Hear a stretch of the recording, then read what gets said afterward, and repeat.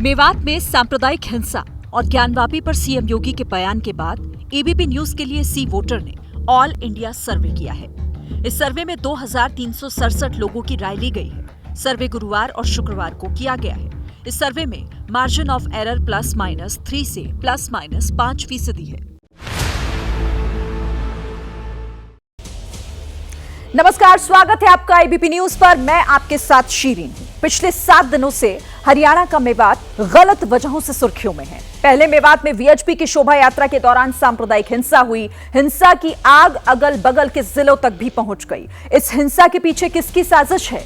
क्या राजनीतिक फायदे के लिए हिंसा हुई? क्या सोशल मीडिया के जरिए इस हिंसा को फैलाया गया, भड़काया गया? आग भड़काने के लिए कौन जिम्मेदार है? इन सवालों पर चर्चा चल ही रही थी कि अब नया विवाद बुलडोजर एक्शन को लेकर भी शुरू हो गया है। देखिए, पिछले 3 दिनों से नूंह और आसपास के इलाकों में हरियाणा सरकार बुलडोजर के जरिए अवैध इमारतों और झुग्गियों को तोड़ने का काम कर रही है। आज एक रेस्टोरेंट को भी तोड़ दिया गया। इस बुलडोजर एक्शन को लेकर भी हरियाणा सरकार पर विपक्ष के नेता आरोप लगा रहे हैं। आज ऑल इंडिया सर्वे में हरियाणा से जुड़े हुए सवाल तो पूछेंगे ही, साथ ही ज्ञानवापी, अविश्वास प्रस्ताव और महंगाई को लेकर भी लोगों की राय आपके सामने लेकर आएंगे। लेकिन पहले नूंह में आज का अपडेट क्या है, जरा ये जान लीजिए।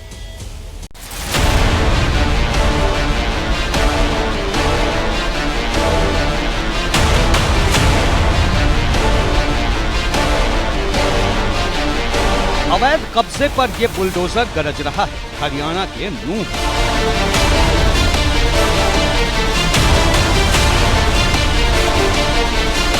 तीन मंजिला सहारा रेस्टोरेंट को जमींदोज कर दिया गया है।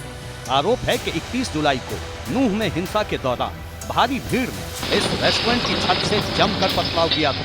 हालांकि रेस्टोरेंट को गिराने का कारण ये बताया जा रहा है कि इसे अवैध तरीके से बनाया गया था।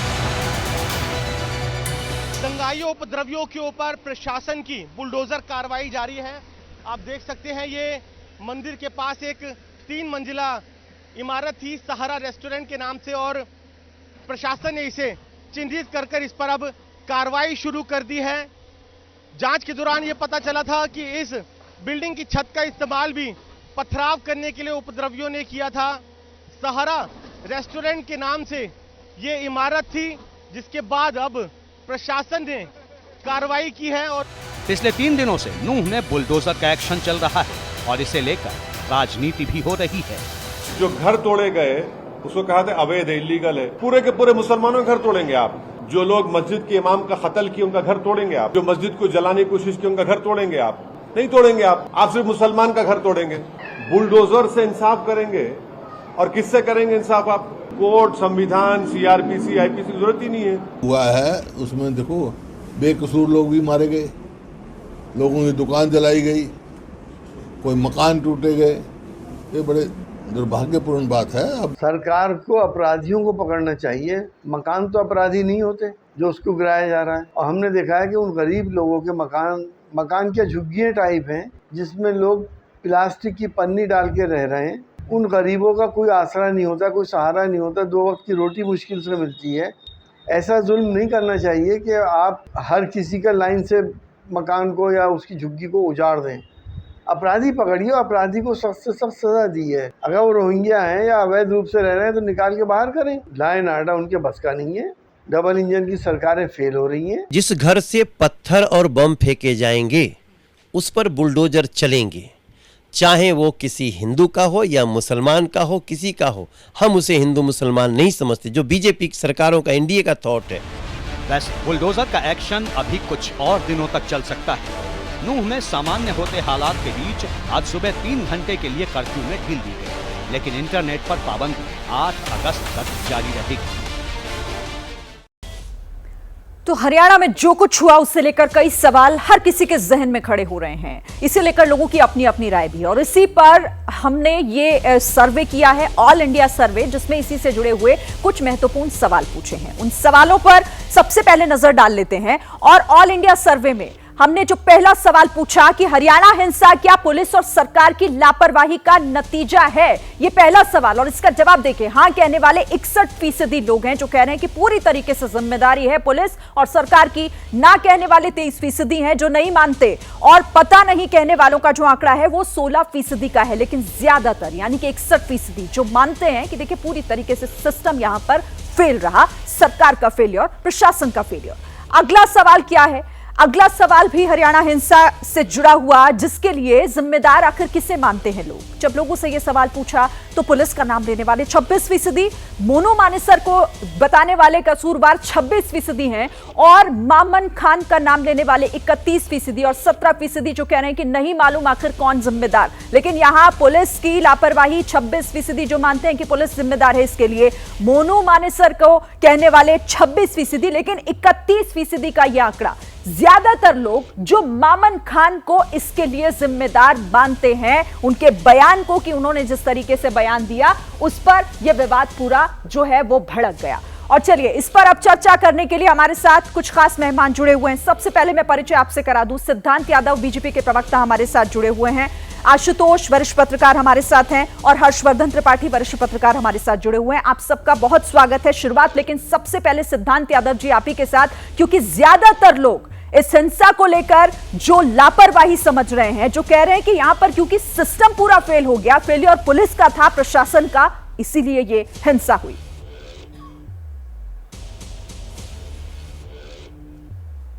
जी, सबसे पहले आपके सभी दर्शकों को मैं प्रणाम करता हूं। नाम में शायद कुछ गलती हुई है, मेरा नाम सिद्धार्थ यादव है। जी, आपने जो प्रश्न मुझसे पूछा शिरीन जी, वो प्रश्न हम मानते हैं, और जी उस प्रश्न को हम मानते हैं, और उस प्रश्न पर जांच करने का काम भी हम लोग कर रहे हैं। जिस प्रकार की हिंसा वहां पर भड़की, उसके बाद से जिस प्रकार का एक्शन भी हमारी सरकार के द्वारा वहां पर लिया जा रहा है, वो भी पूरा देश देख रहा है, पूरा प्रदेश देख रहा है। देखिए, एक बात स्पष्ट है, ऐसी किसी भी घटना को वो सरकार की एक जिम्मेदारी है कि घटना ना घटे, और घटी है तो फिर जो भी उसमें दोषी हों उनको उनके जस्टिस तक, उनके अंजाम तक पहुंचाया जाए, और वो हम लोग कर रहे हैं। 100 से ऊपर FIR दर्ज करी गई हैं, 200 से ऊपर लोग अरेस्टेड हैं वहां पर। और उस दिन भी की जो घटना की गई थी, लगभग 2500 लोग शिव मंदिर के अंदर वहां मौजूद थे। अगर पुलिस की वहां पर सतर्कता नहीं होती, अगर पुलिस का वहां पर एक्शन नहीं होता, तो उनका जिंदा बचकर बाहर आना एक तरीके से नामुमकिन था। हम इसकी जड़ तक भी जाने के लिए तैयार हैं। हमारी पुलिस बिल्कुल इसके रूट्स तक जा रही है। ये एकमात्र चीज से शुरुआत नहीं हुई है, इसकी शुरुआत काफी पहले हुई थी, खासकर तब जब अभी कुछ हाल ही में कुछ महीने पहले ही उस पूरे रीजन में, मेवात में, नूह के जिले में लगभग 5000 पुलिसमैन ने एक साथ मिलकर के साइबर क्राइम में जितने लोग लिप्त थे उन पर एक बिल्कुल ऑर्केस्ट्रेटेड एक दबिश करने का काम किया, और बहुत से लोग वहां पे गिरफ्तार हुए। हमको देखने में आ रहा है कि जितने लोग दंगाई यहाँ पे हैं उसमें भी आरोपी हैं। एक एक पहलू की जांच की जाएगी शेरिन जी, एक एक अपराधी को पकड़ा जाएगा। जितने भी अवैध लोग वहां पे सवाल के पीछे यही जानने का मकसद था, और लोग उससे यही समझ रहे हैं कि आप लोग भाप नहीं पाए, अगर ये कोई साजिश भी थी तो उसे पकड़ नहीं पाए। ठीक है, हमारे साथ 2 वरिष्ठ पत्रकार भी हैं, उन दोनों से भी एक एक कमेंट ले लेते हैं। शुरुआत सबसे पहले आशुतोष जी आपसे। मुझे लगता है कि इससे बड़ी फेलियर किसी सरकार की हो नहीं सकती है। 3 चीजें बहुत स्पष्ट है। पहली बात, जितनी जानकारी है उसके मुताबिक इंटेलिजेंस की रिपोर्ट थी, और उसके बावजूद भी जिस तरीके की मुस्तैदी दिखानी चाहिए उस तरीके की मुस्तैदी दिखाई नहीं दी गई है। जो पिछले साल की तुलना में जो रिपोर्ट सामने आ रही है उसके हिसाब से सिर्फ 30% डिप्लॉयमेंट था, उसमें भी होमगार्ड्स को लगाया गया था, और उस दिन SP महोदय एब्सेंट थे, यानी वो उन्होंने छुट्टी ले रखी थी। तो अगर इंटेलिजेंस की रिपोर्ट आपके पास पहले से थी, तमाम जानकारी आपके पास पहले से थी, तो आपने डिप्लॉयमेंट किया क्यों नहीं? SP और जो इस इलाके के जानकार SP तो उस दिन छुट्टी पर थे। पहली बात तो ये हो गई। दूसरी बात, आप ऐसे प्रोसेशन को इजाजत क्यों देते हैं जिसमें लोग तलवार लेके निकलते हैं, जिसमें लोग हथियार लेके निकलते हैं? ये बात तो राव इंद्रजीत सिंह ने खुद कही है। इस बात की तस्दीक जो आके डिप्टी CM उन्होंने की है। उन लोगों के खिलाफ क्या कार्रवाई हो रही है? हाँ। तीसरी चीज, मोनू मानेसर भारतीय जनता पार्टी के लिए पोस्टर बॉय बन गया है, उसके खिलाफ अब तक क्या कार्रवाई हुई है? तो आप ये जो बुलडोजर पॉलिटिक्स है, ये देश के लिए सबसे बड़ी, सबसे खतरनाक चीज इसलिए है क्योंकि आप जब पहले तो अवैध कंस्ट्रक्शन होने देते हैं, उस पर किसी तरीके कोई कार्रवाई नहीं करते हैं, फिर बैकडेट से आप कागज निकाल के कहते हैं देखिए ये तो इलीगल कंस्ट्रक्शन है। या तो हिम्मत है तो सरकार साफ तौर पर खुलकर बोले कि हाँ दंगाई थे, हम उनके घर गिरा रहे। ये नहीं कर सकते क्योंकि इलीगल काम है, ये गैर कानूनी काम है। ठीक है, इस पर जवाब भी देना चाह रहे हैं सिद्धार्थ जी। मैं सिद्धार्थ जी से जवाब लूं, लेकिन उससे पहले रिएक्शन ले लेती हूं। हमारे साथ कांग्रेस की प्रवक्ता महिमा सिंह जी भी जुड़ गई हैं। पहले हर्षवर्धन जी आपका एक रिएक्शन, फिर महिमा जी के पास आती हूं। श्री देखिए, इसमें जरा सा भी संदेह नहीं है और इस पर कोई बहस भी नहीं है कि ये हरियाणा सरकार का नकारापन है। ठीक है, जो कुछ हुआ इसमें कोई बहस नहीं होनी चाहिए। लेकिन इसका दूसरा पहलू क्या है? दूसरा पहलू ये है कि एक इलाका, वहां का विधायक, वहां के सारे अपराधी वो मिलकर हिंदू शोभा यात्रा पर हमला करते हैं। और इसका तीसरा पहलू है कि अब बुलडोजर से वहां घर गिराए जा रहे हैं।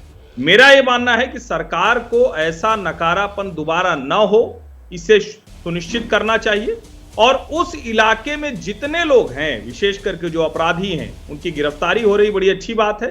लेकिन आगे कभी भी ऐसी घटना ना हो और ऐसा इलाका देश में होना नहीं चाहिए जहां घेर कर किसी को आज के समय में पुराने मध्ययुगीन समय की तरह मारा जाए कि ऊपर से चढ़ गए, पत्थर मार रहे हैं, गोली मार रहे हैं। ये तो कहीं होना ही नहीं चाहिए। और तीसरी जो बात है, मैं उसमें बिल्कुल ये मानता हूं कि ये जो बुलडोजर है, ये ठीक है, अपराधी का घर आप गिरा दे रहे हैं, लेकिन जो इल्लीगल कंस्ट्रक्शन है पूरी पहाड़ी में, पूरे इलाके में अवैध खनन, इल्लीगल कंस्ट्रक्शन, सरकार कहां सोती रहती? जाहिर सी बात, और यही सवाल उठता है जब इस तरह के बुलडोजर एक्शन ऐसी घटनाओं के बाद होते हैं कि आखिर फिर पहले आप लोगों का वो सिस्टम कहां था जो इस तरह की कार्रवाई कर रहा है। महिमा जी, आप थोड़ा लेट से जुड़ी हैं, तो मैं आपको बता दूं, सर्वे में हमने जब लोगों से ये पूछा कि आखिर वो किसे इसके लिए जिम्मेदार मानते हैं, हरियाणा में जो हिंसा हुई जिसमें मामन खान सबसे ज्यादा 31% लोगों ने मामन खान का नाम लिया है, वो जिम्मेदार है।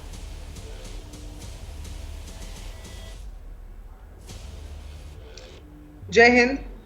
ये जो बात है शिरीन जी, आज इंगित करती है कि इस प्रदेश के अंदर और इस देश के अंदर जो सरकार है उसकी मंशा है लोगों को आपस में भिड़ा करके, उनके अंदर सांप्रदायिकता के बीज बो करके अपने आप को बल देना, अपने ख्वाबों को, अपने सत्ता से जुड़े रहने का जो उनका नशा है उसको बल देना। लोगों ने जो सर्वे में लिखा, आपके सर्वे का सैंपल साइज तो मैं नहीं जानती, नहीं मैं उसके ऊपर टिप्पणी करना चाहूंगी, लेकिन मैं ये जरूर कहना चाहूंगी कि चाहे मणिपुर के अंदर बात हो, अभी कल परसों फिर से हथियारों की चोरी हो गई, उसके ऊपर इंक्वायरी नहीं होगी, लेकिन इंक्वायरी होगी ट्विटर के ऊपर वीडियो कैसे वायरल हो गया। चाहे हरियाणा के अंदर ये बात हो प्रशासन के फेलियर की, जो पूरी तरह से प्रशासन नाकाम रहा, तो फिर आप जाकर लोगों के घरों के ऊपर बुलडोजर चला देंगे। हमारा सवाल है कि हरियाणा के अंदर बुलडोजर की सरकार है क्या, बुलडोजर का प्रशासन है क्या इस प्रदेश में और इस देश के अंदर? और हमारा सवाल ये भी है शिरीन जी, आप मुझे मेरी बात पूरी करने दीजिएगा, कि आप नूह की बात ना करें सिर्फ। नूह से अगले दिन जो विश्व हिंदू परिषद और बजरंग दल के जो प्रदर्शन हुए प्रदेश भर में, कई जगह 144 लागू होने के बावजूद, कुरुक्षेत्र का एक उदाहरण दे देती हूँ, कुरुक्षेत्र जिले के अंदर कई रेहड़ियां जला दी गई, तोड़फोड़ की गई, वहां तो कोई सांप्रदायिक हिंसा पहले नहीं हुई थी ना। ठीक है, इसका जवाब सिद्धार्थ जी देना भी चाह रहे हैं। दूसरे पक्ष ने, ठीक है महिमा जी, आप सवाल पूछ रही हैं तो उसका जवाब भी, ठीक है, जल्दी से मेरा सवाल पूरा करने दीजिएगा जरा। हाँ ठीक है महिमा जी, मैं आपके पास आती हूं और सिद्धार्थ जी इस पर आपका जवाब भी देना चाह रहे हैं क्योंकि आपने सरकार से सवाल पूछा, लेकिन जल्दी से अब अगले सवाल का रुख कर लेते हैं। अगला सवाल जो ऑल इंडिया सर्वे में हमने हरियाणा हिंसा से जुड़ा हुआ पूछा, वो ये कि साजिश या प्रशासन की चूक है ये। तो देखिए यहां 57% हैं जो इसे साजिश मान रहे हैं कि सब कुछ जो हुआ वो साजिशन हुआ। प्रशासन की चूक कहने वाले 32% हैं और 11% ऐसे हैं जो कह रहे हैं कि नहीं मालूम आखिर इसके पीछे वजह क्या है, प्रशासन की लापरवाही या फिर साजिश। लेकिन ज्यादातर, क्योंकि 57% का ये आंकड़ा जो ये कहता है, लोगों से जब हमने ये सवाल पूछा कि क्या लग रहा है आपको कि आखिर इसके पीछे कोई साजिश तो नहीं है, तो 57% लोग ऐसे हैं जो कह रहे हैं कि बिल्कुल साजिशन हुआ है सब कुछ। अगला सवाल भी जल्दी से, फिर मेहमानों के पास चलेंगे। और अगला सवाल है कि हर किसी को पुलिस सुरक्षा नहीं दे सकते। सीएम खट्टर ने जो बयान दिया था ये सही है या फिर गलत है? तो सही कहने वाले 28%, लेकिन 66% लोग कह रहे हैं कि ये गलत है इस तरह का बयान मुख्यमंत्री ने जो दिया। पता नहीं कहने वाले 6%, लेकिन 66% जो बिल्कुल ये कह रहे हैं कि मुख्यमंत्री इतनी बड़ी घटना हो जाती है, इतनी बड़ी हिंसा हो जाती है, उसके बाद अगर ये कह दें कि हर किसी को हम सुरक्षा नहीं दे सकते, पुलिस हर किसी को सुनिश्चित नहीं कर सकती कि वो सुरक्षित है, वो गलत मानते हैं सीधे तौर पर। और सिद्धांत जी देखिए, सीधे तौर पर ये जवाब लोगों का 66% अगर ऐसा कह रहे हैं तो वो समझ रहे हैं कि ये बहुत ही, जो जवाब दिया था, जो बयान दिया था कि पुलिस हर एक को सुरक्षा नहीं दे सकती है, बहुत ही लापरवाह तरीके से दिया गया बयान था और गैर जिम्मेदाराना। जी शिरीन जी, मैं पहले भी 2-3 बार जवाब देना चाह रहा था। आशुतोष जी ने जो बातें कही और जो कांग्रेस से हमारे प्रवक्ता मौजूद हैं, मैं उनकी बात का भी जवाब देना चाहूँगा। सबसे पहले तो मैं फैक्ट करेक्ट करना चाहता हूँ। आशुतोष जी ने कहा कि उस दिन एसपी जो थे वो एब्सेंट थे। एब्सेंट होना और ऑन लीव होने में बड़ा फर्क होता है। वो पहले से लीव पर चल रहे थे और एडिशनल चार्ज किसी और एसपी को था, तो नेशनल टेलीविजन पे इस प्रकार की बात नहीं कहनी चाहिए। पर्याप्त पुलिस प्रबंधन उस दिन वहां पर था और इसी का कारण है कि इतने बड़ी संख्या में जो लोग वहां मौजूद थे, जो फंस गए ऐसी चीजों में, उनको बचा के निकाला भी गया। कांग्रेस के प्रवक्ता भी हमारी बात कर रहे थे, उन्होंने बोलते बोलते तुरंत ही आपको कह दिया कि सिर्फ नू की बात मत करिए। क्यों ना करें सिर्फ नू की बात? क्योंकि नू आपने जलवाया। आपकी पार्टी के, आप जिम्मेदार पार्टी से आपने आपको मानते हैं, आपकी पार्टी से विधायिका में चुने हुए एक विधायक जो कि विधानसभा के पटल पर खड़े होकर के कहते हैं, सीधे आप लोग कह रहे हैं कि इसका मतलब आप लोगों के पास कुछ ऐसा है कि आप मेरे को पूरा करने दीजिए। आप खो चुके हैं क्या? शिरीन जी, मैं पूरी कर रहा हूं, मैं बात पूरी कर रहा हूं। मेरा कहना इतना है कि एक ऐसी जिम्मेदार राजनीतिक दल जो अपने आप को जिम्मेदार मानता है, उनके एक विधायक, उनके एक महिमा जी, आप अवसर, महिमा जी आप बोलिएगा, उसके बाद प्लीज बोलिएगा। एक विधानसभा में चुने हुए व्यक्ति मामन खान नाम से विधायक, वो विधानसभा के पटल पर खड़े होकर कहते हैं कि आप अगली बार तुम मेवात आकर दिखाओ, मैं प्याज सी फोड़ दूंगा। और उसके बाद वहां पर दंगे हो जाते हैं, पहाड़ियों पे चढ़कर AK-47 चलाई जाती है। मतलब उनके विधायक, चुने हुए विधायक जो विधानसभा में बात बोल रहे हैं, कुछ महीनों बाद वो सत्य हो जाता है। तो उसके पीछे आज कांग्रेस को क्यों नू की बात करने से परहेज है? नू की बात क्यों ना करी जाए? हम बात करने को तैयार है नू में, हम लोगों की जिम्मेदारी तय करने को तैयार है। और जिन लोगों ने भी करा, चाहे अन्य जिले में किसी की हिंसा हुई होगी, उसमें आरोपी जो भी होगा, भारतीय जनता पार्टी की सरकार किसी चश्मे से आरोपियों को नहीं देखती है, वो हिंदू हो या मुसलमान हो। पर आप भी मत रुकिएगा, आप भी मत डरिएगा, आप महिमा जी मत बचाइएगा उन आरोपियों को, क्योंकि उनको आरोपी जो भी हो उनको सजा तक पहुंचाने का काम ये हमारी सरकार करेगी। हिंसा भड़के या लोग भड़के, भड़काऊ बयान नहीं कहना चाहिए क्या इसको? फिर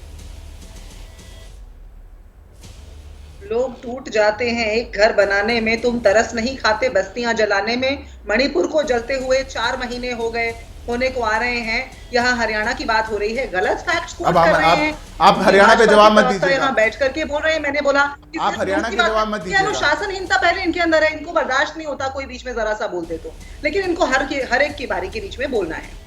तो खैर, भाजपा आज बौखलाई हुई है और ब्लेम गेम, गैस लाइटिंग, एक इसकी टोपी उसके सर, उसकी टोपी इसके सर, इस गेम के तो ये मास्टर हैं।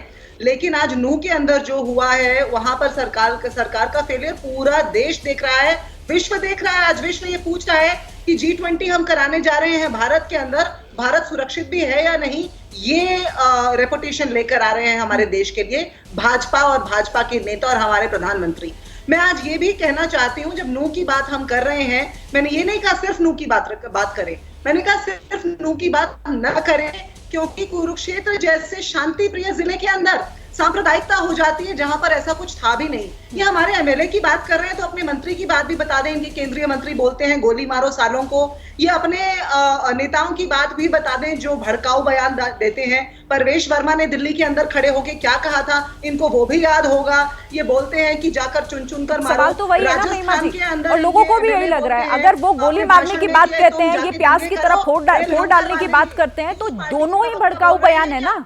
ये आग में घी डालने का काम नहीं करते क्या? ठीक है आशुतोष जी, इस तरह के बयान आग में घी डालने का काम करते हैं कि नहीं करते? यहाँ पर जब ये, ठीक है महिमा जी, शिरीन जी, मैं आपसे ये समझनी चाहिए, विधानसभा के पटल पर एक विधायक ने एक बात कही, स्पीकर महोदय ने उनके खिलाफ क्या कार्रवाई की, वहां की पुलिस ने उनके खिलाफ क्या कार्रवाई की, वहां की सरकार ने उनके खिलाफ क्या कार्रवाई की। और सबसे बड़ी बात यह है कि अगर सरकार को मालूम था कि भड़काऊ बयान दे रहे हैं और उसके बाद भी आपने इंतजाम नहीं किए, इसके लिए कौन जिम्मेदार है? तो बेसिक सवाल क्या है, तस्वीर क्या उभर के सामने है? तस्वीर उभर के सामने आती है कि एक आदमी स्टेन गन लेके दूसरों के ऊपर फायर कर रहा है और पुलिस उसके बगल में खड़ी हुई है। हथियार रखने के आरोप में संजय दत्त को 2 साल की कैद बामशक्कत की हुई थी, सिर्फ आर्म्स एक्ट के तहत। यहां पे हथियार बंद लोग खुलेआम गोलियां चला रहे हैं। उस आदमी की पहचान हो चुकी है और पुलिस के मौजूदगी में कर रहा है, लेकिन पुलिस ने उसके खिलाफ कोई कार्रवाई नहीं की। तीसरी बात, मोनू मानेसर को जो सब लोग मानते हैं कि दंगे का जो प्रोवोकेशन था वो मोनू मानेसर की वजह से था। अभी तक मोनू मानेसर सारे टीवी चैनल्स को इंटरव्यू दे चुका है, इंक्लूडिंग ABP को। राजस्थान की पुलिस उसको गिरफ्तार नहीं कर पा रही। और जहां तक दिल्ली का सवाल है, दिल्ली के अंतर्गत कपिल मिश्रा ने पुलिस की मौजूदगी में जो भाषण दिया था, उसके बाद दिल्ली के भारतीय जनता पार्टी ने उसको प्रमोट करके वाइस प्रेसिडेंट बना दिया है। तो ये जो पॉलिटिक्स है कि हमारे आदमी है तो उसके 100 गुना माफ है, और उनका अगर है तो उसके लिए ये असल जड़ इस बात को हर्षवर्धन जी, लेकर है। जो यहाँ पर आशुतोष जी कह रहे हैं, ठीक है आशुतोष लोगों जी, के साथ, ठीक है मैं आती हूँ आपके पास फिर से। हर्षवर्धन जी, जो यहाँ पर आशुतोष कह रहे हैं कि कहीं ना कहीं जो इस तरह की साजिशें होती हैं उन्हें राजनीतिक संरक्षण तो मिला होता है, और लोग भी हमारे सर्वे में कह रहे हैं कि 57% लोगों का मानना है कि साजिश थी और उसी के तहत सब कुछ हुआ है। एक निश्चित तौर पर साजिश थी, और मैंने तो पहले शुरुआत में कहा कि ये प्रशासन नकारा था, लेकिन उसी प्रशासन में बहुत से लोगों ने अच्छा काम किया है। डीजी लॉ एंड ऑर्डर ममता सिंह की बड़ी तारीफ हो रही है। अब सवाल ये कि इसमें कपिल मिश्रा कहां से आ गए, उनका भारतीय जनता पार्टी का उपाध्यक्ष बनना कहां से आ गया, क्या कपिल मिश्रा इससे कहीं दूर दूर तक जुड़े हैं? लेकिन जब ऐसी चर्चा होती है तो मुद्दे से हम भटकते हैं। जब ऐसी चर्चा होती है कि संजय दत्त का हथियार याद आता है तो फिर भटकते हैं। वो टाडा का मामला था, आतंकवाद का मामला था, और अगर किसी के भी पास अपना लाइसेंसी असलहा है और उसकी जान पर बन आए तो वो उसका इस्तेमाल कर सकता है। लेकिन उस इलाके में जो घटना हुई, उस घटना के लिए हरियाणा सरकार से जवाबदेही तय की जानी चाहिए, और अगर गिरफ्तारी हो रही है तो उसमें जो भी अपराधी पकड़े जा रहे हैं वो बचने न पाए, ये तय होना चाहिए। कपिल मिश्रा का उपाध्यक्ष बनना इससे कहीं दूर दूर तक लेना नहीं है, और हाल के दिनों में कोई ऐसी घटना याद नहीं आती।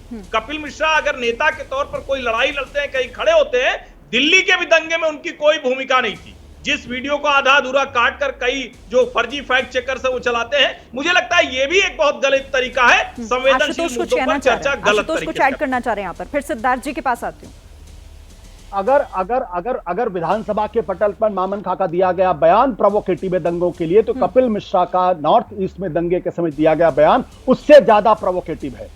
मैं इसलिए कह रहा हूं, और उसको लेकर उस पर भी चर्चा होनी चाहिए। दूसरी बात क्या है, जो आदमी हथियार गन लेके दिखाई पड़ रहा था वो बिल्कुल सेल्फ डिफेंस में नहीं दिखाई पड़ रहा था, वो गोलियां चला रहा था लोगों के ऊपर, वो वाहवाही लूट रहा था वहां बैठ के। तो कृपया करके लोगों को गुमराह करने का काम नहीं करना है। तीसरी बात, संजय दत्त के ऊपर शुरू में टाडा लगा था, लेकिन बाद में उनको जेल जाना पड़ा था आर्म्स एक्ट के तहत, और 2 साल वो जेल रहे। ये पता करना चाहिए कि जो आदमी स्टेन गन लेके चला रहा था उसके पास आर्म्स लाइसेंस, कार्रवाई के नाम पर सिर्फ आप लोग गोल घुमा रहे हैं क्या? और अब भरोसा लोग कैसे करेंगे आप लोगों पे? क्योंकि हरियाणा में जो कुछ हुआ उसके बाद आपको लगता है पुलिस की कार्रवाई पर भरोसा हो पाएगा लोगों को? नहीं शिरीन जी, मैं पहले जवाब भी देना चाहूंगा जो आशुतोष जी ने जो बोला। देखिए आशुतोष जी जितनी भी कोशिश कर लें मामन खान को बचाने की, वो बचा नहीं पाएंगे। दोनों चीजों का कोई कंपैरिजन नहीं है। वो वहां के लोकल विधायक है मामन खान, जिस जिले में हुआ है वहां के विधायक हैं, उनका प्रभाव है वहां पर। जो आरोपी हैं वो मामन खान के करीबी हैं, उस पर जांच पुलिस कर रही है। आप दोनों चीजों को कंपैरिजन करके अगर एक चीज को धुंधला करना चाहे तो ये एक बहुत विफल प्रयास है। जब आपको सब कुछ पता ही था, पुलिस की जिम्मेदारी, कार्रवाई करते ना, वक्त रहते कार्रवाई करते, आप मामन खान के खिलाफ ही कार्रवाई कर लेते। जी शिरीन जी यही तो मैं कह रहा हूं।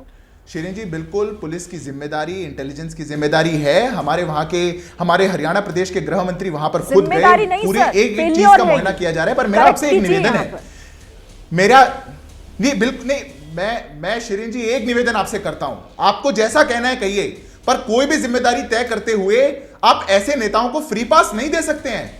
हम नहीं दे सकते एक अबू आजमी को देश में एक फ्री पास, हम मामन खान को फ्री पास नहीं दे सकते। ये नॉर्मलाइज नहीं हो सकता कि विधानसभा में चुने हुए ऐसे विधायक आने वाले, कोई अमानतुल्लाह खान कहीं से निकल जाता है, कोई ओवैसी कहीं से निकल जाता है, और वो निकल कर कहता है 15 मिनट के लिए पुलिस हटा दो और मैं देश को बता दूंगा। कोई मामन खान कहता है कि मैं प्याज से फोड़ दूंगा, कोई अबू आजमी कहता है हम वंदे मातरम नहीं बोलेंगे, हम देश के आगे नहीं झुकेंगे। ऐसे लोगों को फ्री पास नहीं दिया जा सकता, ये नॉर्मलाइज नहीं किया जा सकता। ये चुने हुए प्रतिनिधि हैं, ये चुने हुए लोग हैं जो पॉलिटिकल पार्टी से आ रहे हैं, इन पर भी उतनी ही जिम्मेवारी और उतनी जवाबदेही इनकी तय करनी पड़ेगी। और दूसरी बात, अभी हमारी कांग्रेस की साथी कह रही थी इंडिया की प्रेस्टीज के बारे में, इंडिया की बड़ी प्रेस्टीज पर बड़ा क्वेश्चन उठा, G20 में लोग आने पे प्रश्न उठा रहे। मैं 10 सेकंड ले रहा हूं, आखिरी महिमा जी के 10 सेकंड लूंगा। और उन्हें बड़े प्रेस्टीज पर बात करी। मेरा तो प्रश्न बस इतना है कि क्या भारत की प्रेस्टीज तब बढ़ती है जब राहुल गांधी कैम्ब्रिज में जाकर के कहते हैं कि जब मैं कश्मीर की यात्रा कर रहा था तब आतंकवादियों ने मेरे से आंख से आंख मिलाई पर हुआ कुछ नहीं, या तब बढ़ती है जब 30 जनवरी को उन्होंने कश्मीर में खड़े होकर के बोला था भाषण में कि मुझे यहाँ की महिलाओं ने आकर के बताया कि यहाँ पर उनका रेप हुआ पर उसका कोई सबूत दिल्ली पुलिस को नहीं दिया। तो ये प्रेस्टीज की कौन सी बात है? ये सारी बेतुकी बातें जो कही जा रही है। दूसरे ट्रैक पर मत लेकर जाइए।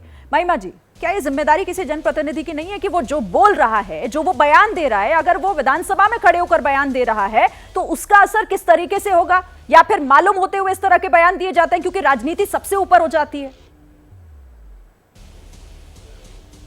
बिल्कुल बहुत उचित बात है शिरीन जी। विधानसभा में ही क्यों, जब लोकसभा में जनप्रतिनिधि खड़े होकर के ये बोलते हैं तुम्हारे घर ईडी ना आ जाए, ये जिम्मेदारी तो तब भी है। मीनाक्षी लेखी का पिछले हफ्ते का ही बयान है, बहुत पुराना नहीं है। तो इसलिए इस सरकार के उत्तरदायित्व के अंदर ये उसका दायरा यहाँ भी आता है कि अपने प्रतिनिधियों की बात करें। इनसे पूछिए जरा कि वो उचित बात थी क्या मीनाक्षी लेखी ने कहा। इनसे पूछिए जरा कि गोली मारो सालों को बोलना उचित बात है क्या। प्रज्ञा तो अगर वो दोनों उचित है तो फिर मामन खान भी उचित हो जाते हैं। ये कैसी बात उचित है क्या? महिमा जी, लोगों ने जो कहा उसका जवाब दीजिए ना। मैं कह रही हूँ सिद्धार्थ यादव को भूल जाइए, आप यहाँ बैठे हुए हैं, आप लोगों की राय पर अपनी बात रखिए। आपने शिरीन जी, आपने जनप्रतिनिधि की बात पूछी, मैंने आपसे पूछा ये क्या कहना संसद के अंदर कि तुम्हारे घर ईडी ना आ जाए, धमकाना दूसरे जनप्रतिनिधियों को उचित है क्या? और उस पार्टी के प्रवक्ताओं का चेहरा है क्या इस लायक कि वो यहाँ बैठकर जनप्रतिनिधियों को कैसी बात करनी चाहिए ये बोले? जिस पार्टी के नेता उसका जवाब देने के लिए सिद्धार्थ जी है, मीनाक्षी लेखी ने जो मामन खान पर तो आप जवाब देंगी ना महिमा जी। अपने आप को भारतीय कहने पर उनका जमीर ये इजाजत देता है कि वो ऐसी बात पूछे। हमारे प्रधानमंत्री विदेश में जाकर बोला करते थे कि भारतीय कहलाने पर शर्म आती थी। मैं कह रही हूँ लोगों को ऐसा लग रहा है, लोगों को ऐसा लग रहा है मामन खान का नाम लेने वाले 31% हैं। आप जनता की तो बात करेंगी ना। मैं मिलती हूँ शिरीन जी, आपका सैंपल साइज मैं नहीं जानती। मैं जिन लोगों से दिन रात मिलती हूँ और अभी प्रभावित क्षेत्रों में भी होकर आई हूँ, मेरी जानकारी में लोगों को ये लग रहा है भाजपा सरकार ने, इस निकम्मी सरकार ने उनको फेल कर दिया है, उनके अधिकारों का हनन किया है, उनकी सुरक्षा करने में रक्षक भक्षक बन गया है, ये लगता है लोगों को हरियाणा के अंदर। क्योंकि हरियाणा के 75 साल के 47 से लेकर आज तक के इतिहास में और हरियाणा बनने के बाद से आज तक हरियाणा में सांप्रदायिक हिंसा का नाम भी नहीं था। उस हरियाणा के अंदर लोग आज डरे हुए हैं, सांप्रदायिक सोच यहाँ बोधी है। आप थोड़ी देर पहले पूछ रही थी ना, कांग्रेस की सरकारों में यहाँ कभी हिंसा नहीं हुई, 2014 से पहले यहाँ हिंसा नहीं हुई। ये हरित प्रदेश है, इसे रक्त रंजित करने का काम भाजपा ने किया है, शर्म आनी चाहिए उनको। ठीक है, चलिए इस पर बात आगे करेंगे, लेकिन जल्दी से पहले अगला सवाल ले लेते हैं। अगला सवाल भी रख लेते हैं ऑल इंडिया सर्वे में जो और सवाल पूछे गए। देखिए, हरियाणा हिंसा की अब तक हम बात कर रहे थे, अब बात कर लेते हैं ज्ञानवापी विवाद पर मुस्लिम पक्ष से। सीएम योगी की पहल करने की अपील को लोग किस तरीके से देख रहे हैं? सही कहने वाले की बिल्कुल सही पहल है, 56% ऐसे हैं, 37% ऐसे हैं जो कह रहे हैं कि गलत कहा है, ऐसा नहीं कहना चाहिए, 7% जो इस पर कोई राय नहीं रख पा रहे, पता नहीं कह रहे हैं। लेकिन ज्ञानवापी विवाद पर मुस्लिम पक्ष से जो मुख्यमंत्री योगी आदित्यनाथ ने एक अपील की, एक तरीके से जो पहल करने के लिए कहा, उसे लोग सही कह रहे हैं। 56% का ही आंकड़ा, यानी 56% सबसे ज्यादा जो लोगों ने राय दी है वो ये कही है कि ये सही है, यानी वो एक तरीके से इस विवाद के हल के तौर पर इसको देख रहे हैं। और 56% माफ कीजिएगा, कह रहे हैं कि सही है। ज्ञानवापी विवाद पर मुस्लिम पक्ष से सीएम योगी की ये अपील। हर्षवर्धन जी, आपका रिएक्शन पहला इस पर।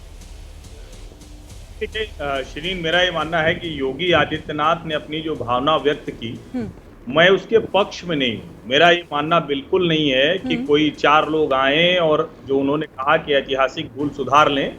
मैं ये मानता हूँ कि इसका निर्णय सर्वोच्च न्यायालय तक आके हो, यानी वाया न्यायालय ही होना चाहिए। क्योंकि अगर उनको ऐतिहासिक भूल सुधारना होता देश के मुसलमानों को, तो राम मंदिर विवाद इतना लंबा चला। देश की अलग अलग सरकारों में, उसमें कांग्रेस सरकारी रही, उसमें मिक्स सरकारें रही, उसमें भारतीय जनता पार्टी की सरकार रही, किसी की भी मध्यस्थता कभी काम नहीं आई। इसलिए मैं मानता हूं कि योगी जी का अपना प्रस्ताव है, वो एक कह रहे हैं कि ऐतिहासिक भूल सुधारना चाहिए, लेकिन मेरा यह मानना है कि ये देश संविधान से चले, कानून से चले और सब कुछ कानून में तय होना चाहिए, वरना हिंदू मुस्लिम विवाद की गुंजाइश और बनी रहती है। सिद्धार्थ जी, क्या कहेंगे आप इस पर? मतलब ये तो कोर्ट का मामला है ना, कोर्ट तय करेगा। फिर इस तरह की अपील को लेकर किस तरीके का मैसेज? देखिए शिरीन जी, कोर्ट में मामला चल ही रहा है और हर लेवल ऑफ जुडिशरी पर इस मामले की सुनवाई हो चुकी है और कोर्ट बहुत अच्छे से सभी पक्षों को सुनते हुए अपना फैसला दे रहे हैं। उस दौरान ये एक पक्ष है, कोर्ट में इसका फैसला होगा, सुप्रीम कोर्ट तक बात है, उच्चतम न्यायालय इसका निर्णय लेगा, वो एक पक्ष है। अगर वहां पे हमारे मुख्यमंत्री ने ऐसी अपील भी करी कि अगर ये सब मसला जो हम जानते हैं, अगर सब लोग मिलकर के इन चीजों को फैसला कर लें तो उसमें कोई हर्ज नहीं है। किसी को हो सकता है स्वीकार्य हो, किसी को हो सकता है स्वीकार्य ना हो, वो उनका अपना मन हो सकता है, उनका अपना भाव हो सकता है। पर इसमें तो कोई मैं गलत इसको कैसे माना जाएगा अगर ये कहा जाए कि बिना किसी विवाद के हम सब लोग मिलकर के बैठ करके इस चीज को अगर सुलझा लें, इस पर एक सहमति बना लें, तो ये कहीं तक भी अगर गलत नहीं है। अगर इसको लेकर के सहमति नहीं बनती तो निश्चित है कि उच्चतम न्यायालय, हमारे माननीय उच्च न्यायालय, लोअर जुडिशरी, सब लोग मिलकर के इसका फैसला देंगे और वो सबको मान्य है। ठीक है, आशुतोष जी। नहीं, मुझे तो योगी आदित्यनाथ जी ने जो बात कही है वो लगता है कि पूरे इतिहास को बदलने की कोशिश की जा रही है, क्योंकि पालनपुर में जो भारतीय जनता पार्टी ने प्रस्ताव पारित किया तो उसमें साफ तौर पे कहा था कि आस्था का प्रश्न है और आस्था के प्रश्न को अदालतें तय नहीं कर सकती। क्या योगी आदित्यनाथ ये कहना चाहते हैं कि अदालतें इस ज्ञानवापी के सवाल को तय नहीं कर सकती है? अगर ये उनके कहने का आशय तो आपत्तिजनक है। दूसरी बात, मैं इस पूरे मसले पर हर्षवर्धन जी की राय से पूरी तरीके से सहमत हूं कि ये पूरा का पूरा मसला जिस तरीके से अयोध्या के मसले का का निपटारा सुप्रीम कोर्ट ने किया और उसके बाद इस देश के अंदर सारे तबकों ने, चाहे हिंदू तबका हो चाहे मुसलमान तबका हो, सबने उसको एक्सेप्ट किया। हाँ, लोगों की राय उस पर अलग अलग हो सकती है, लेकिन बहुत पीसफुल तरीके से उसको एक्सेप्ट किया। तो संविधान के जरिए होना चाहिए, सर्वोच्च न्यायालय के जरिए होना चाहिए था और इस तरीके के बयानबाजी से बचना चाहिए। तो वो एक प्रमुख मुख्यमंत्री है, अगर उनको स्पष्ट करना चाहिए क्या उनको पालनपुर के प्रस्ताव पर भरोसा है कि आस्था के सवाल पर अदालतें तय नहीं कर सकती हैं। अगर उनका यह कहने का आशय है तो यह आपत्तिजनक है, और अगर अदालत तय करेंगे तो बिल्कुल स्पष्ट बात है, सबको मान्य होगा। ठीक है, महिमा जी, आपको क्या लग रहा है ये 56% जो हैं जो कह रहे हैं कि योगी आदित्यनाथ ने जो पहल की है ये सही कही है, सही कहा है उन्होंने जो कुछ भी कहा, आप इसे कैसे देख रहे हैं? मैं तो ये समझती हूँ शिरीन जी कि इस देश के अंदर, जैसा मुझसे पहले के वक्ताओं ने कहा है, संविधान का राज है, संविधान का ही प्रभुत्व होना चाहिए और कानून, हमारे यहाँ पर कानून है, प्लेसेस ऑफ वर्शिप एक्ट है, जिसके तहत ये तय किया जाता है और अदालत भी ये तय करती है कि किस प्रकार से इस तरह के किसी भी मसले को हल किया जाना चाहिए, उसमें क्या फैसला दिया जाना चाहिए। और मैं समझती हूँ उसी के दायरे में सर्वोच्च न्यायालय ने अपना फैसला दिया भी है, जब उन्होंने आर्कियोलॉजिकल सर्वे ऑफ इंडिया को कहा कि आप वहाँ ये करें, लेकिन इसको आप जरा तरतीब से करें, जरा तरीके से करें और थोड़ा सेंसिटिविटी, संवेदनशीलता के साथ करें। तो सर्वोच्च न्यायालय और कानून को जो सरकार अपने हिसाब से चलाने की कोशिश कर रही है, जैसा कि अमित शाह जी ने अपने बयान में कहा भी था, अभी पिछले हफ्ते ये कहा था कि नरेंद्र मोदी जी के नेतृत्व में सर्वोच्च न्यायालय ने ऐसा फैसला लिया। हाँ। तो ये सरकार न तो सिर्फ सर्वोच्च न्यायालय को अपने नीचे समझती है, ये सरकार कानून को अपने नीचे समझती है। और आपको मालूम ही है कि जो राइट विंग्स हैं उनकी जो मानसिकता है वो संविधान के हित में कभी रही ही नहीं। ये लोग संविधान के विरुद्ध हैं, इसलिए इनके कदम संविधान प्रिय, न्याय प्रिय नहीं हो सकते। ये सांप्रदायिकता पर टिके हैं इनके सारे कदम, और वही ये करने का कार्य कर रहे हैं। जैसे जैसे 2024 नजदीक आएगा, जैसा कि सत्यपाल मलिक जी ने कहा है, हमें ऐसे कदमों में तेजी देखने को मिलेगी। इसलिए देश के सब भाई बहनों को साथ खड़े रहना होगा, अपने देश की लड़ाई के इतिहास को, आजादी के संग्राम को, और ये याद रखना होगा कि अंग्रेजों के विरुद्ध जैसी एकता हम सब ने अपने संबंधों में रखी थी, वैसी ही आज रखनी है। योगी जी का जो बयान है वो सांप्रदायिकता को भड़काने के सिवाय और कुछ भी नहीं। सिद्धार्थ जी, महिमा सिंह कह रही है कि ये सांप्रदायिकता को भड़काने का बयान है, और 37% लोग अगर इसे गलत कह रहे हैं तो शायद वो भी कुछ यही सोच रहे होंगे जो हमारे दोनों वरिष्ठ पत्रकारों ने भी कहा कि इस पर मतलब नहीं था, बनता नहीं था कुछ बोलना, कोर्ट में मामला है, उसके बाद साफ हो ही जाएगा, कोर्ट जो फैसला सुनाएगा सब मानेंगे। शिरीन जी, सबसे ज़्यादा हास्यास्पद तो मुझे ये लगता है कि संविधान का विरोधी बताने वाली महिमा जी उस पार्टी से आती हैं जिन्होंने संविधान की सबसे ज़्यादा धज्जियां उड़ाई। मतलब अदालतों पर ताले आपने लगवाए, इमरजेंसी देश में आपने लगवाई, सब कुछ आपने ठप कर दिया, अमेंडमेंट कर करके हमारे संविधान में आपने अपने अनुकूल उसको बनाने का कोशिश करी, और आज आप संविधान बचाने की बात करते हैं। हास्यास्पद है। आशुतोष जी अभी कह रहे थे कि योगी जी का अर्थ ऐसा हो सकता था, वैसा हो सकता था। जो कहा नहीं वो भी अर्थ समझने की जो शक्ति है वो आशुतोष जी में ही है। मेरे ख्याल और तो लोगों में यहाँ पे पैनल पे भी नहीं है, बाहर भी नहीं होगी। पर मेरा कहना बस इतना है, ये मत हो सकता है। 37% लोगों का एक मत है, 56% का एक और मत है, 56% का ये भी मत है। हम इसमें कभी नहीं गलत कहा जा सकता, चाहे कोई भी मसला हो देश का, अगर उसको ये कहा जाए, कोई भी विवाद हो, कोई भी मसला हो, कि हम मिल बैठ करके उसको एक साथ सुलझा लेंगे, ये बात बाय फंडामेंटली गलत नहीं है। ठीक है, आपका मत हो सकता है कि न्यायिक प्रक्रिया से ठीक हो, न्यायिक प्रक्रिया चल रही है, न्यायालय में ये मुद्दा है, न्यायालय इस पे रोज, इस पे कहीं ना कहीं किसी ना किसी स्तर पर इस पर चर्चा की जा रही है, ऑर्डर्स आ रहे हैं, उस पर कार्रवाई की जा रही है। उस प्रक्रिया पर किसी ने प्रश्न चिन्ह नहीं उठाया, किसी ने उसको बाधित करने का प्रयास नहीं किया, किसी ने उसको रोका नहीं, एक अपना मत आपके सामने रखा। आप असहमत हैं तो भी ठीक है, 56% सहमत भी हैं। इस चर्चा को हम आगे बढ़ाएंगे, लेकिन अगले सवाल के साथ। ऑल इंडिया सर्वे में कुछ और सवाल भी हमने पूछे हैं। अगला सवाल किससे जुड़ा हुआ है ये भी आपके सामने रख देती हूं जल्दी से। देखिए, अविश्वास प्रस्ताव से पहले विपक्षी पार्टी वाईएसआर कांग्रेस और बीजेडी ने सरकार का समर्थन किया है। सही किया या फिर गलत किया? तो लोग क्या सोच रहे हैं? 43% जो कह रहे हैं कि बिल्कुल सही किया है। गलत किया कहने वालों ने का जो परसेंटेज है वो है 34% का। 23% जो कह रहे हैं कि नहीं मालूम ये सही है या फिर गलत। लेकिन जो ज्यादातर जिस तरफ जाते दिखाई दे रहे हैं वो सही की तरफ, और वो कह रहे हैं कि बीजेडी, वाईएसआर कांग्रेस और बीजेडी ने जो सरकार का समर्थन किया है ये सही है, गलत नहीं है। चलिए रिएक्शन जल्दी जल्दी से ले लेते हैं और शुरुआत में कर लेती हूँ हर्षवर्धन जी आपके साथ। शिरीन, इस पे कोई भी, और मैं तो आश्चर्यचकित हूँ, आज भी मुझे समझ में नहीं आ रहा है। ठीक है, राजनीति अपनी जगह होती है, लेकिन कांग्रेस पार्टी एक नेशनल पार्टी के तौर पर कैसे उस दिल्ली के बिल के खिलाफ जा सकती है? ये कांग्रेस खुद इसकी पक्षधर रही है। और संदीप दीक्षित का आप बयान सुनिए, अजय माकन की पता नहीं क्यों आजकल उनकी आवाज ही बंद कर दी गई है या वो बोल नहीं रहे हैं। दिल्ली के किसी भी नेता से आप पूछ लीजिए, क्योंकि केंद्र शासित प्रदेश का जो मूल सिद्धांत है उसमें केंद्र के पास ही अधिकार होते हैं, वरना इसे पूर्ण राज्य का दर्जा दे दिया जाता। तो इसमें तो कोई भ्रम नहीं है। ये कांग्रेस के लिए मैं समझता हूं कि आज भले नहीं उनको लग रहा है, आगे उनके लिए बड़ी मुसीबत बनने वाली है। महिमा जी इसका जवाब दीजिएगा जो हर्षवर्धन जी पूछ रहे हैं आपसे। मुझे ऐसा लगता है कि ये जो सियासत के फैसले हैं शिरीन जी, इसमें बहुत सारे बिंदुओं को मद्देनजर रखते हुए जो पार्टी का नेतृत्व है वो, और जो न्यायप्रियता है, जो न्याय संगत बात है, उसको देखते हुए कदम आगे बढ़ाते हैं। और वही काम यहाँ पर हमारी पार्टी भी करने का कार्य कर रही है। आज देश के अंदर ऐसी ताकतों का जो है प्रभुता हो गई है जो हमारे संविधान को कुचलने का कार्य कर रहे हैं। इसलिए आज बहुत सारे आपसी मतभेदों को एक तरफ रख करके, और बहुत सारी जो ऐसी चीजें हैं जिनको आज जो है महत्व मिलना चाहिए, वो महत्व देने की जरूरत है। तो इसलिए हमारी पार्टी का जो स्टांस है वो उन ताकतों के विरुद्ध है जो लोकतंत्र के विरुद्ध कार्य कर रही हैं, जो संविधान के विरुद्ध कार्य कर रही हैं। और इसलिए मैं समझती हूँ कि वो उस दिशा में है। बाकी आपके सर्वे की जो बात आपने कही, फिर से वही बात है कि देखिए, इस देश के अंदर जैसे मेजॉरिटेरियन रूल नहीं है, ऐसे ही आपके सर्वे के अंदर भी 28% शायद मैंने समझा आपने कहा जो कह रहे हैं हमें नहीं मालूम है। सबसे पहले तो मैं उन लोगों से आग्रह करना चाहूंगी कि मालूम करें, जरूर मुद्दे को बेहतर समझें। हाँ, ठीक है, अब रिएक्शन ठीक है। आशुतोष जी, फिर उसके बाद सिद्धार्थ जी के पास आते हैं। नहीं, अगर बीजेडी और दूसरी पॉलिटिकल पार्टीज अगर वो अविश्वास प्रस्ताव से पहले अगर वो सरकार के साथ जाना चाहती तो उनका डेमोक्रेटिक राइट है। इस पर सवाल तो, इस पर किसी तरीके का प्रश्न तो उठता ही नहीं। उनकी अपनी राजनीतिक समझ है, ये उनका अपना लोकतांत्रिक अधिकार करना चाहिए। लेकिन इस मसले पर जो एक महत्वपूर्ण बात यह है कि सरकार ने जो ये पलटने का काम किया है वो कहीं ना कहीं ये दर्शाता है कि सरकार को उसी तरीके से सुप्रीम कोर्ट के ऊपर के विवेक पर यकीन नहीं जिस तरीके से शाहबानों के मसले पर कांग्रेस पार्टी को यकीन नहीं था। सुप्रीम कोर्ट ने अपने फैसले में बहुत स्पष्ट तौर पर लिखा है कि अगर कोई चुनी हुई सरकार है तो चुनी हुई सरकार तब तक काम नहीं कर पाएगी जब तक वो अपने अधिकारियों को अकाउंटेबल नहीं बनाएगी, और अकाउंटेबल तब बनाएगी जब उनको नियुक्ति और उनको ट्रांसफर करने का अधिकार उनके पास होगा।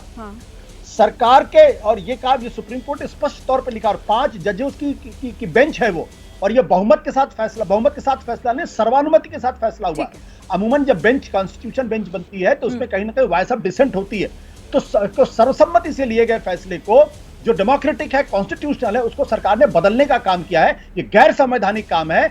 पार्लियामेंट से कानून बनने के बाद फिर सुप्रीम कोर्ट इसीलिए पूछा गया ना कि लोग इसे क्या सोच रहे हैं, अविश्वास प्रस्ताव को लेकर कौन किधर जा रहा है। ठीक है, मैं सिद्धार्थ जी आपके पास आती हूँ, लेकिन जल्दी से अगला सवाल भी देख लेते हैं, उसके बाद फिर मैं आपके पास आती हूँ जवाब लेने के लिए। ऑल इंडिया सर्वे का अगला सवाल टमाटर की कीमत से जुड़ा हुआ है। टमाटर की कीमत 250 रुपए प्रति किलो है। इतना महंगा होने के बाद भी क्या लोग इसे खरीद रहे हैं?